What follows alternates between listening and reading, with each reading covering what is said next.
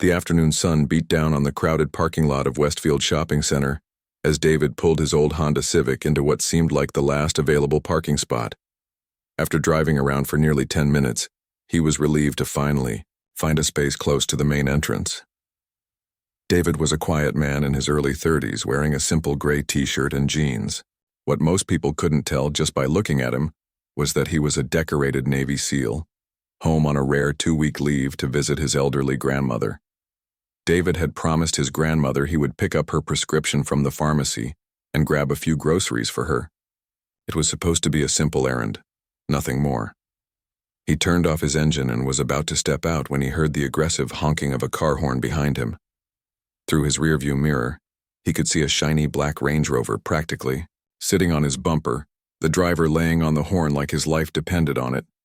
The honking continued for several long seconds before David finally got out of his car.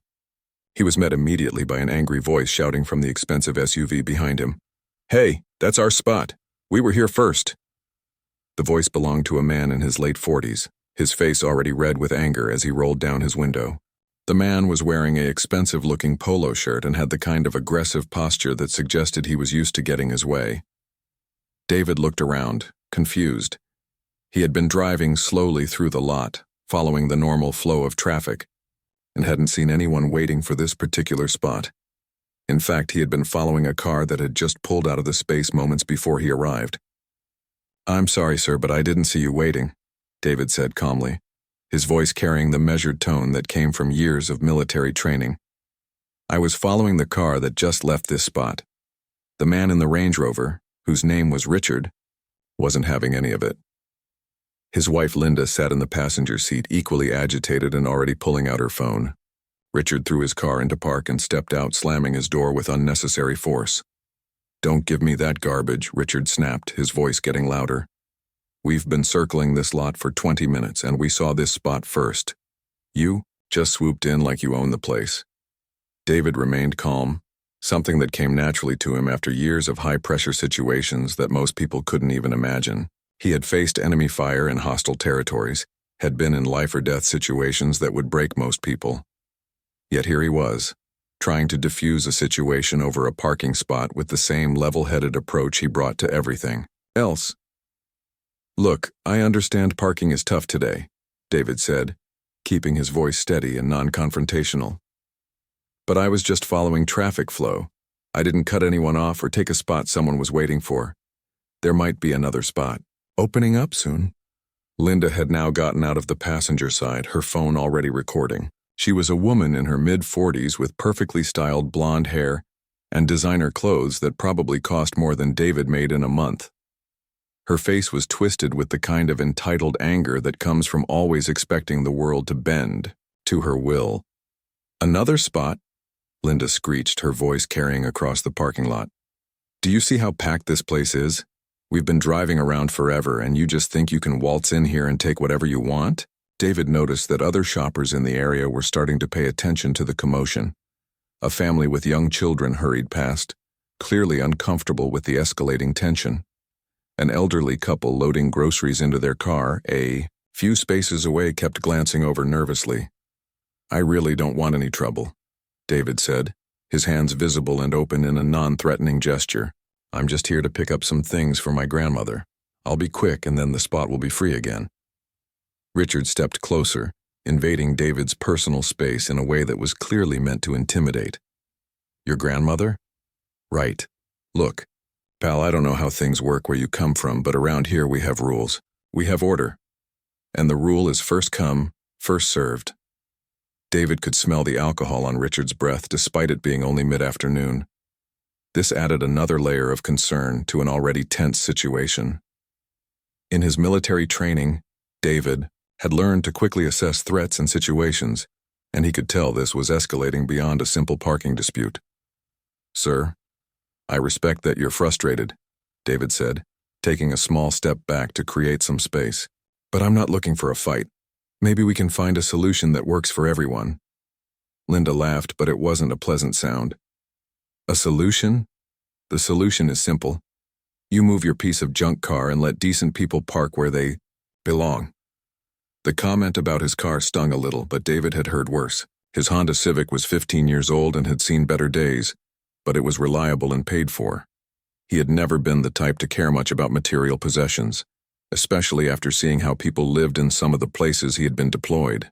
"Ma'am, I understand you're upset, but calling names isn't going to solve anything," David replied, his military bearing evident in his straight posture and calm demeanor. Richard was getting more agitated by David's calm responses. In his experience, when he raised his voice and made demands, people usually backed down. David's refusal to be intimidated was only making him angrier. "Don't you dare tell my wife what she can and can't say," Richard snarled, moving even closer. "You think you're better than us? You think you can just do whatever you want?" David could see the situation was spiraling out of control, and he knew from experience that the best course of action was to try to remove himself from the conflict. He had nothing to prove to these people, and his grandmother was waiting for her medication. "Look, I'm going to go into the store now," David said, starting to turn toward the shopping center entrance. "When I come back out, if you're still here, we can talk about it then." But Richard wasn't done. The fact that David was trying to walk away only seemed to enrage him further. In his mind, this was disrespectful, like David was dismissing him and his wife as if they didn't matter. "Oh no, you don't," Richard said, grabbing David's arm as he tried to walk past. "You're not going anywhere until we settle this." David looked down at the hand gripping his arm, then back up at Richard's face. For just a moment, something flickered in David's eyes, a glimpse of the trained warrior beneath the calm exterior. But he quickly suppressed it. "Sir, I'm going to need you to let go of my arm," David said quietly, his voice carrying a subtle warning that Richard was too angry to pick up on. Linda continued recording, her phone capturing every moment of the confrontation. In her mind, she was gathering evidence of David being aggressive and threatening, even though the video would clearly show her husband as the one escalating the physical contact. The parking lot around them had gotten busier as more people finished their shopping and others arrived.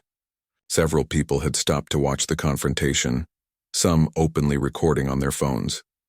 David was acutely aware of the growing audience, and he knew that any wrong move on his part could be misinterpreted or taken out of context. This was just the beginning of what would become a 7-minute encounter that would change all of their lives forever. Richard's grip on David's arm tightened, and David could feel the man's wedding ring pressing into his skin. The smell of alcohol was stronger now that Richard was so close, and David realized this situation was about to get much worse before it got better. Years of military training had taught him to read people quickly, and everything about Richard's body language screamed trouble. "I said let go," David repeated, his voice still calm but with a firmness that made a few nearby shoppers stop and stare. He didn't want to make a scene, especially not in front of all these people, but Richard was making it impossible to walk away peacefully. "Or what?" Richard challenged, his face now inches from David's. "You'll make me?" "I don't think so, buddy. You're not in your neighborhood now. This is where decent people shop, and we don't let just anyone push us around." Linda stepped closer with her phone, making sure she captured every angle of the confrontation. In her mind, she was building a case against David, completely ignoring the fact that her husband was the one being physically aggressive. She had dealt with situations like this before by playing the victim, and it had always worked in her favor. "That's right, honey," Linda said, her voice dripping with fake sweetness as she spoke to her phone camera. "Show everyone here how these people really behave when they don't get their way. Always so aggressive and violent." David felt a chill run down his spine at her words. He recognized the dangerous game she was playing, trying to paint him as the aggressor, when he had done nothing but try to de-escalate the situation. He had seen this kind of manipulation before, and he knew how badly it could end for someone who looked like him. "Ma'am, I haven't been aggressive with anyone," David said, speaking clearly for the benefit of Linda's recording. "Your husband grabbed my arm when I tried to walk away peacefully." "Walk away?" Richard laughed bitterly. "You mean run away like a coward?" "I don't think so. We're not done talking about this parking situation." More people had gathered now, forming a loose circle around the three of them. David could see smartphones being pulled out, multiple people starting to record from different angles. A teenage employee from one of the stores had come outside to see what was causing the commotion. An elderly man with a walking cane stood near his car, shaking his head in disapproval. David tried once more to reason with Richard. "Sir, there are children around here. Let's not make this bigger than it needs to be. I'll make you a deal. When I come out of the store, if my parking spot means that much to you, you can have it. I just need to get my grandmother's medicine." "Your grandmother?" Richard repeated mockingly. "Right. I'm sure that's what you're really here for. Probably here to steal something or cause trouble like you people always do." The words hung in the air like a dark cloud. Several people in the growing crowd gasped audibly. A woman with 2 young children quickly ushered them toward the store entrance, not wanting them to witness what was clearly becoming an ugly situation. David felt his jaw tighten slightly, but he maintained his composure. He had heard worse during his military service, had faced real enemies who had tried to break his spirit with words and actions far more severe than this. But hearing it here, in a shopping center parking lot while he was just trying to help his grandmother, brought a different kind of hurt. "I think you need to be very careful about what you say next," David said quietly, his voice carrying a warning that made Richard pause for just a moment. But Linda wasn't done. She moved her phone closer to David's face, trying to provoke a reaction that would make him look bad on camera.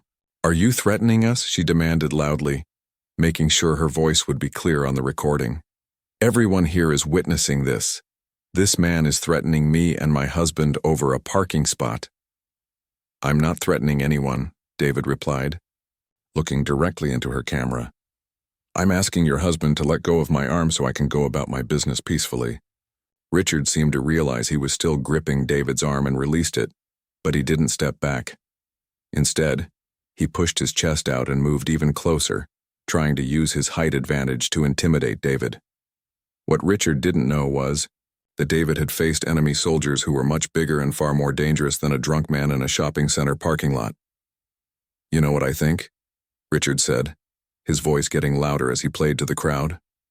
"I think you targeted our car specifically. I think you saw us driving around and decided to mess with us because you knew we wouldn't fight back. Well, surprise. We're not as weak as you thought we were." David almost laughed at the irony. If Richard only knew what David was capable of, if he had any idea of the training and experience David possessed, he would probably run back to his Range Rover and drive away as fast as possible. But David wasn't about to reveal his military background to escalate an already tense situation. "Sir, I didn't target anyone," David said patiently. "I saw an empty parking spot and I parked in it. That's all that happened here." "Liar," Linda screeched, waving her phone around dramatically. "We all saw what really happened. You cut us off and stole our spot because you think the rules don't apply to you." A middle-aged woman in the crowd spoke up. "Actually, I saw the whole thing," she said firmly. "This young man didn't cut anyone off. He was following the car that pulled out of that spot." Richard whirled around to face the woman. "Nobody asked you. Mind your own business." "Hey, don't talk to her like that," said a man standing near the helpful woman. "She's just telling the truth about what she saw." "The truth?" Linda laughed harshly. "The truth is that people like him think they can do whatever they want and get away with it. Well, not today." David felt the situation spiraling completely out of control. What had started as a simple parking dispute was now becoming something much more dangerous. He could see the anger in Richard's eyes, could feel the tension building in the crowd around them. Some people seemed to be on his side, but others were nodding along with Richard and Linda's version of events. "Look, everyone," David said, raising his voice slightly so the whole crowd could hear him. "I don't want any trouble. I'm just trying to pick up medicine for my elderly grandmother. If this parking spot is causing this much of a problem, I'll move my car right now and find somewhere else to park." "Too late for that," Richard snarled. "You should have thought about that before. You decided to disrespect us. You think you can just apologize now and everything will be fine? It doesn't work that way." David realized that Richard wasn't interested in resolving the parking situation anymore. This had become about power and control, about Richard proving something to his wife and to the crowd of onlookers. David had seen this behavior before in conflict zones, where some people would escalate situations far beyond reason just to save face. "What exactly do you want from me?" David asked, genuinely trying to understand what would end this confrontation. "I want you to admit that you were wrong," Richard demanded. "I want you to apologize to my wife and me in front of all these people, and then I want you to move your car and find somewhere else to shop." David looked around at the faces in the crowd. Some people looked uncomfortable with Richard's demands, but others seemed to be enjoying the drama. Linda continued recording everything. Her face lit up with excitement, as if she was watching her favorite TV show instead of participating in a real-life confrontation that was getting more dangerous by the minute. The teenager from the store had disappeared, probably to get security or management. David hoped they would arrive soon because he could feel the situation reaching a tipping point. Richard's face was getting redder, his movements more erratic, and Linda was practically bouncing with anticipation as she waited for something dramatic to happen that she could capture on her phone. David took a deep breath and made a decision that he hoped would end this peacefully, even though it meant swallowing his pride in front of dozens of strangers. David looked around at all the faces staring at him, phones pointed in his direction like weapons. He could feel the weight of the moment, knowing that whatever happened next would be recorded and potentially seen by thousands of people. Against every instinct his military training had given him, David decided to try one last attempt at peace, even if it meant giving in to unreasonable demands. "Okay," David said quietly, his shoulders dropping slightly. "You're right. I apologize if I caused any confusion about the parking spot. I'll move my car right now and find somewhere else to park." For a moment it seemed like Richard might accept this olive branch. His wife Linda looked almost disappointed, as if she had been hoping for something more dramatic to record. But then, Richard's expression hardened again, and David realized his attempt at peace had been seen as weakness rather than strength. "Oh, now you want to apologize?" Richard said, his voice dripping with contempt. "Now that you see all these people watching, you suddenly want to do the right thing? Too little, too late, buddy." David felt a sinking feeling in his stomach. He had dealt with people like Richard before during his military service. People who saw kindness as weakness, who interpreted attempts at peace as fear. These were the most dangerous people to deal with because they couldn't be reasoned with. "I've apologized and offered to move my car," David said, his voice still calm, but with a slight edge creeping in. "What more do you want?" "I want you to get on your knees and beg," Richard said, stepping even closer. "I want you to admit that you don't belong in a nice place like this. I want you to promise never to come back here again." The crowd around them had grown larger, and David could hear murmurs of disapproval from some of the onlookers. A few people were shaking their heads, clearly uncomfortable with how far Richard was pushing things, but others seemed entertained by the drama, holding up their phones like they were watching a live show. "I'm not going to do that," David said firmly. "I've tried to resolve this peacefully, but I'm not going to humiliate myself for your entertainment." Linda stepped forward, still recording everything. "See? I told you he was arrogant. These people always think they're too good to show respect when they're caught doing something wrong." David turned to look at Linda, and for the first time, his military training almost failed him. The hatred in her eyes, the joy she seemed to be taking from his discomfort, reminded him of some of the worst people he had encountered during his deployments overseas. But even then, those had been enemy combatants. These were supposed to be fellow Americans in a shopping center parking lot. "Ma'am, I've shown nothing but respect to both of you," David said, his voice starting to carry the authority he used when dealing with difficult situations in the military. "I've apologized, I've offered to move my car, and I've tried to de-escalate this situation multiple times. I'm not sure what else you expect from me." "Respect?" Richard laughed bitterly. "You call stealing our parking spot respect? You call acting like you own this place respect?" David realized that nothing he said or did was going to satisfy these people. They had decided he was the villain in their story, and they were going to play their roles as the victims no matter what actually happened. He had seen this mentality before, and he knew it was pointless to keep trying to reason with them. "I'm done with this conversation," David said, turning toward the store entrance. "I need to get my grandmother's medicine." But Richard wasn't finished. As David took his first step toward the store, Richard grabbed him by the shoulder and spun him around with surprising force. "I said we're not done talking," Richard shouted, his face now bright red with anger. The physical contact changed everything. In David's military training, once someone put their hands on you aggressively, the situation had moved beyond verbal confrontation into potential combat. Every instinct he had developed over years of dangerous missions told him to neutralize the threat immediately and decisively. But David also knew he wasn't on a battlefield. He was in a shopping center parking lot surrounded by civilians, including children. He was being recorded by multiple people, and he knew that any aggressive action on his part would be seen very differently than the same action from Richard. "Sir, please don't put your hands on me," David said, taking a step back and raising his hands in a non-threatening gesture. "Or what?" Richard challenged, moving forward again. "You'll call the police? Go ahead. Let's see what they think about you stealing parking spots and threatening honest people." Linda was practically vibrating with excitement as she recorded everything. "That's right, honey. Don't let him intimidate you. Show him that decent people won't be pushed around." David could see that Richard was feeding off his wife's encouragement and the attention from the crowd. Some people were shouting for them to stop, but others seemed to be enjoying the confrontation. A few were even cheering Richard on, apparently convinced by Linda's version of events that David was the aggressor. "I haven't threatened anyone," David said, his voice getting firmer. "But I'm asking you one more time to please step back and let me go about my business." "Your business?" Richard sneered. "Your business is getting out of here and going back where you belong. This is a nice neighborhood for nice people." Richard punctuated his words by shoving David hard in the chest with both hands. David stumbled backward but managed to keep his balance, his military training automatically adjusting his stance to absorb the impact.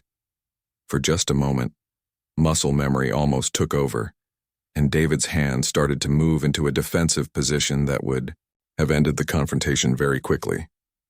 But he stopped himself. He could see Linda still recording, could see the crowd of people watching, could imagine how the video would look when it inevitably ended up on social media. He knew that no matter who started the physical confrontation, if he fought back with his full capabilities, he would be the one who looked like the aggressor. "Did everyone see that?" Linda shouted to the crowd, waving her phone around. "He just threatened my husband. He was about to attack him." Several people in the crowd called out that they had seen Richard push David first, but Linda ignored them completely. In her mind, she was creating a narrative that would justify whatever happened next. Richard seemed emboldened by David's restraint.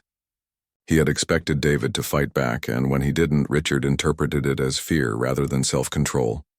"What's wrong?" Richard taunted, moving closer again. "Not so tough now, are you? All that attitude disappeared pretty quick when someone stood up to you." David was facing an impossible situation. If he continued to try to de-escalate, Richard would likely become more aggressive, but if he defended himself properly, he would be seen as the attacker, especially by people who only saw part of the confrontation or who were influenced by Linda's constant commentary. "I don't want to fight you," David said, clearly speaking, loud enough for everyone to hear. "I just want to get my grandmother's medicine and leave." "Too bad," Richard said, and shoved David again, harder this time. David stumbled back further, bumping into someone's car. The impact set off the car alarm, adding another layer of chaos to an already volatile situation. The loud beeping seemed to energize Richard even more. "Oops," Richard said with fake innocence. "Looks like you're damaging other people's property now, too. Just like I said you would." David realized he was trapped between Richard and the car, behind him. The crowd had formed a loose circle around them, but no one was stepping in to help. A few people were calling for security or the police, but David knew that by the time help arrived, this situation would be over one way or another. Richard drew back his fist, and David saw the punch coming as if in slow motion. His training told him exactly how to block it, how to counterattack, how to end the fight before it really began. But his conscience told him that fighting back would make him look like the aggressor, no matter who threw the first punch. David made a split-second decision that went against everything his military training had taught him about self-preservation. David made his choice in that split second. Instead of using his military training to block and counterattack, he turned his head slightly and let Richard's punch connect with his jaw. The impact sent a sharp pain through his face, but he had endured much worse during his military service. What hurt more was knowing that he was allowing himself to be hit to avoid being painted as the aggressor. "There, you all saw that," Linda shouted triumphantly, waving her phone around. "He attacked my husband. My husband was just defending himself." The crowd erupted in confused voices. Several people immediately called out that they had clearly seen Richard throw the first punch, but Linda kept talking over them, trying to control the narrative. "That's not what happened," yelled the middle-aged woman who had spoken up earlier. "Your husband has been the aggressor this whole time." "Nobody asked you," Richard snapped, shaking his hand from the impact of hitting David. He seemed surprised that David hadn't fought back, and this only seemed to make him angrier. David wiped a small trickle of blood from the corner of his mouth and looked around at all the people recording. He knew that multiple versions of this confrontation were now being captured on video, and he hoped that at least some of them would show the truth of what had actually happened. "Are you going to call the police or should I?"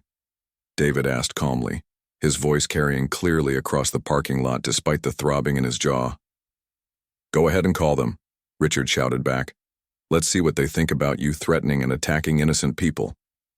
Linda was already dialing 911, speaking in a panicked voice that sounded nothing like the confident tone she had been using moments before. "Yes, hello. I need police at Westfield Shopping Center immediately. There's a man here who's been threatening me and my husband, and he just attacked us. We're in the parking lot and we're scared for our lives." David couldn't help but shake his head at the performance. If anyone watching Linda's call didn't know what had actually happened, they might genuinely believe that she and Richard were the victims of an unprovoked attack. "Ma'am, that's not what happened and you know it," David said, looking directly at Linda's phone camera. "Your husband has been the aggressor from the beginning and everyone here saw him throw the first punch." "Liar," Linda screamed. "You're trying to twist everything around, but I have it all on video. The police will see the truth." What Linda didn't realize was that several other people had also been recording the entire confrontation, and their videos would tell a very different story than the one she was trying to create. A teenager standing near the store entrance had been live-streaming the whole thing to his social media followers. An elderly man had been recording on his tablet. From behind his car, even some of the store employees who had come outside to see what was happening had pulled out their phones. David noticed a security guard finally approaching from the direction of the shopping center's main office.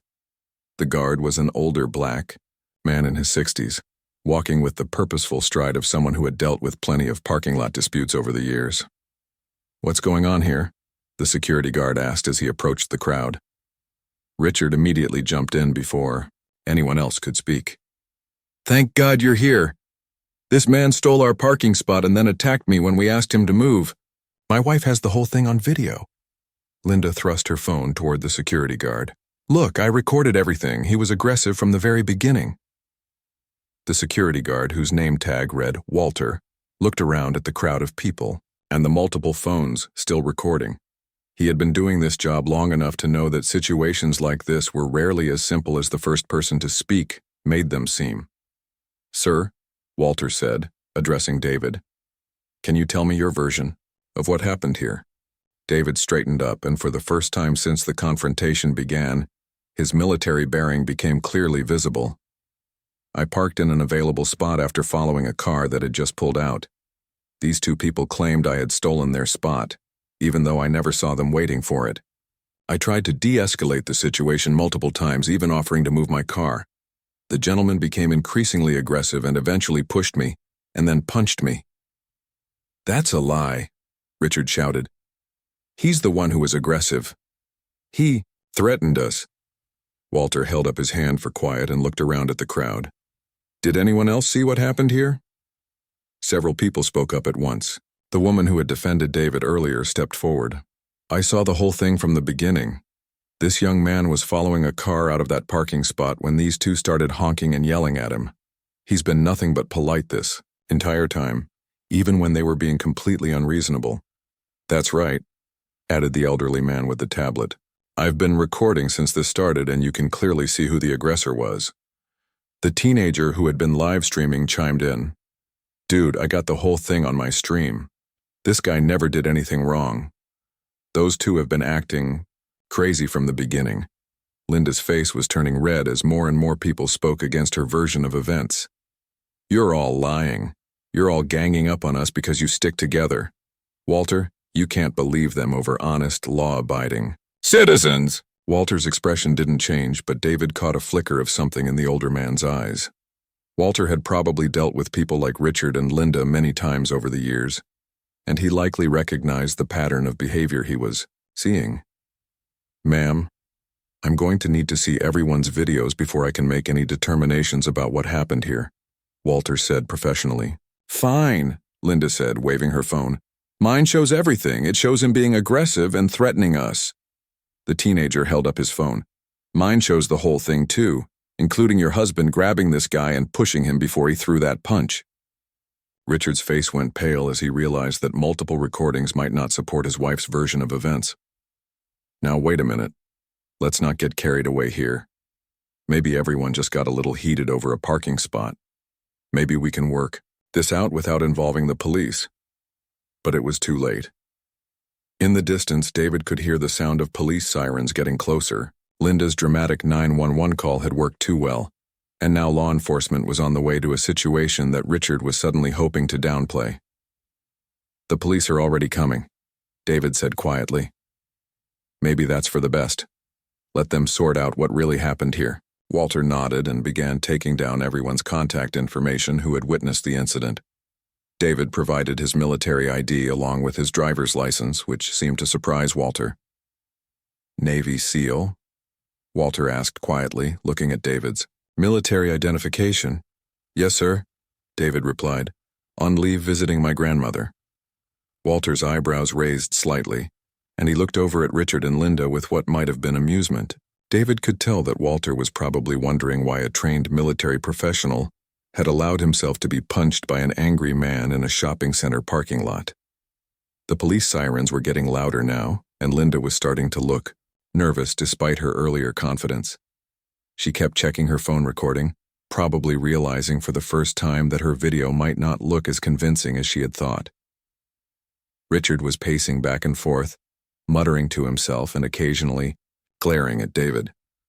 The crowd around them had grown even larger as more shoppers came to see what all the commotion was about. Some people were already posting videos and photos to social media, and David wondered how long it would be before this incident spread beyond the parking lot. Look, Richard said suddenly, approaching David with his hands raised in what was supposed to be a peaceful gesture. Maybe we all got a little carried away here. Maybe we can just call this a misunderstanding and go our separate ways. David looked at Richard with a mixture of disbelief and pity. Sir, you punched me in the face. Your wife called the police and told them I attacked you. It's a little late to call it a misunderstanding. The police cars were now pulling into the shopping center parking lot, their blue and red lights flashing. Across the faces of everyone in the crowd, David took a deep breath and prepared himself for the next phase of what had started as a simple trip to pick up his grandmother's medicine. He had no idea that the next few minutes would change all of their lives in ways none of them could have imagined. 2 police officers stepped out of their patrol cars and immediately began assessing the situation. The first officer, a woman in her 40s with graying hair, looked around at the crowd of people still holding up their phones. The second officer, a younger man who looked like he had probably seen his share of parking lot disputes, began asking people to step back and give them some room to work. Who called this in? The female officer asked, pulling out her notepad. Linda immediately rushed forward, waving her phone like a flag. I did. Thank goodness you're here. This man has been threatening us and he attacked my husband. I have the key. Whole thing recorded. The officer looked at Linda, then at Richard, who was standing behind his wife with his arms crossed, then at David, who was quietly waiting with Walter, the security guard. The dynamics of the situation were pretty clear, even before anyone said a word. Okay, let's take this one step at a time, the officer said. Ma'am, you said someone attacked your husband. Where are his injuries? Richard stepped forward and pointed to his hand. He hurt my hand when I was defending myself. And look at him. He doesn't have a scratch on him. That proves he was the aggressor. David, almost laughed at the backwards logic, but he kept his expression neutral. The younger officer walked over to him and noticed the small cut on his lip and the slight swelling on his jaw. "Sir, are you injured?" the officer asked. "Just a little sore where he punched me," David said calmly. "Nothing serious." "He punched you?" the female officer asked, looking back at Richard and Linda with raised eyebrows. "That's not what happened," Linda protested loudly. "Show them your video, honey. Show them how he was threatening us." But before Linda could start playing her carefully edited recording, the teenager who had been live streaming stepped forward with his phone. "Officers, I was live streaming the whole thing," the teenager said. "You can see everything that really happened. It's still live on my account." The elderly man with the tablet also approached. "I recorded it too. This young man never did anything wrong. Those two were the aggressors from the very beginning." The female officer looked around at all the people offering video evidence. "How many of you have recordings of what happened here?" At least 6 people raised their hands, including some store employees who had come outside during the confrontation. Linda's face was getting paler by the minute as she realized that her version of events was about to be contradicted by multiple independent sources. "Let's start with yours," the officer said to the teenager. "Can you show me from the beginning?" The teenager pulled up his live stream. David noticed that Richard was getting increasingly agitated. He kept looking at his phone and muttering under his breath. Linda was still trying to interrupt and control the narrative, but the officers were clearly more interested in seeing the unedited footage than listening to her explanations. "Here, this is where it started," the teenager said, holding up his phone so both officers could see. "You can see the guy in the gray shirt just parked normally, and then these two started yelling at him immediately." The officers watched quietly as the video played, showing David's calm attempts to de-escalate the situation and Richard's increasingly aggressive behavior. When it got to the part where Richard grabbed David's arm, the female officer looked up at Richard with a stern expression. "Sir, is that you putting your hands on him first?" she asked. "Well, yes. But he was being disrespectful," Richard stammered. "He stole our parking spot and then acted like he didn't do anything wrong." "Being disrespectful isn't illegal," the younger officer said. "Putting your hands on someone without their consent is." The video continued playing, showing Richard's shove and then the punch that had bloodied David's lip.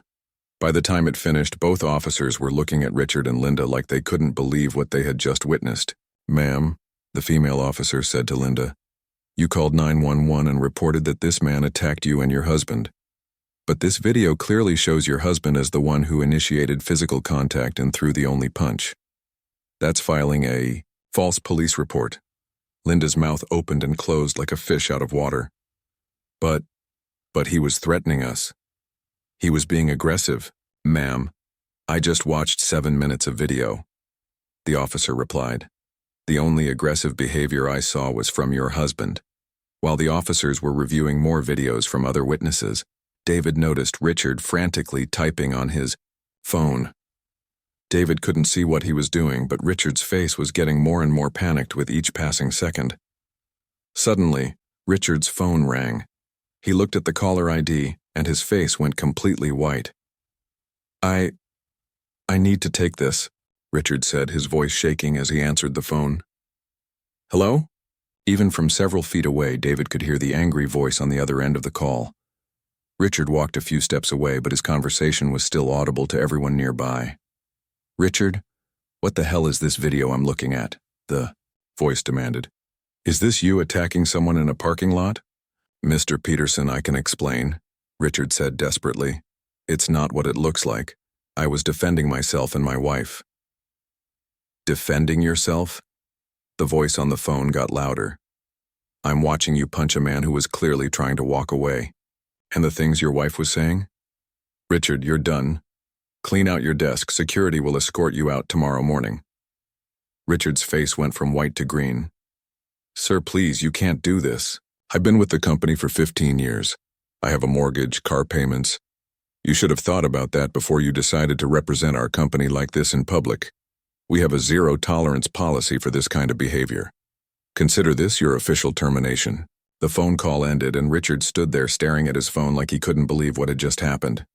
Linda rushed over to him, having heard enough of the conversation to understand what was going on. "What did they say?" Linda asked, frantically. "Richard, what did Mr. Peterson say?" "I'm fired," Richard said quietly, his voice completely hollow. "They saw the video online and they fired me." Linda's phone started buzzing with notifications. She looked at it and her face went through several different shades of pale as she scrolled through what appeared to be dozens of messages and comments. "Oh no," Linda whispered. "Oh no, oh no, oh no." "What is it?" Richard asked, but Linda was too busy frantically trying to delete things from her social media accounts to answer him. Walter, who had been watching the whole scene unfold, walked over to David. "Son, do you know what you just witnessed?" "What do you mean?" David asked. "That video has already been shared thousands of times in the past few minutes," Walter said, gesturing toward the crowd of people who were still on their phones. "These two just learned what happens when your worst moment goes viral in real time."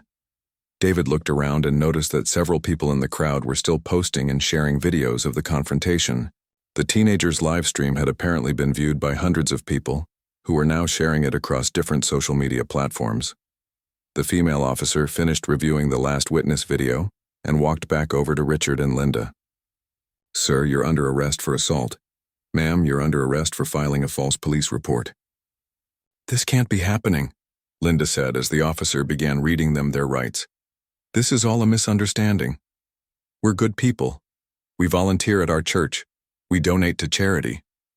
Good people don't usually attack strangers in parking." "Lots," the younger officer said as he helped his partner with the arrests. As Richard and Linda were being handcuffed, David heard Linda's phone buzzing constantly with more notifications. Through her frantically deleted social media accounts, word was spreading to her friends, her book club, her volunteer organizations, and everyone else in her social circle. Richard's company had apparently already posted a statement on their website distancing themselves from his actions and reaffirming their commitment to diversity and inclusion. Linda's church had removed her from their volunteer coordinator position after seeing the videos. Her book club had voted to remove her from their group chat. "Mr. David," Walter said, using the name from David's military ID, "do you want to press charges?" David looked at Richard and Linda being loaded into the back of the police cars. Their lives were already falling apart in real time, broadcasted live to the world through the power of social media and viral videos. "I think they're going to face enough consequences without me adding to them," David said quietly. "You're a good man," Walter said, shaking David's hand. "Your grandmother raised you right." As the police cars drove away with Richard and Linda, David finally walked into the shopping center to pick up his grandmother's prescription. The crowd slowly dispersed, but he could still hear people talking about what they had just witnessed. When David came back out 20 minutes later with his grandmother's medicine, he found a note tucked under his windshield wiper. It was from the shopping center manager, apologizing for what had happened and offering him a reserved parking spot whenever he visited. As David drove home to his grandmother's house, he turned on the radio and heard the local news already covering the story of the parking lot assault that went viral. He shook his head and smiled slightly, thinking about how a simple trip to the pharmacy had turned into a lesson about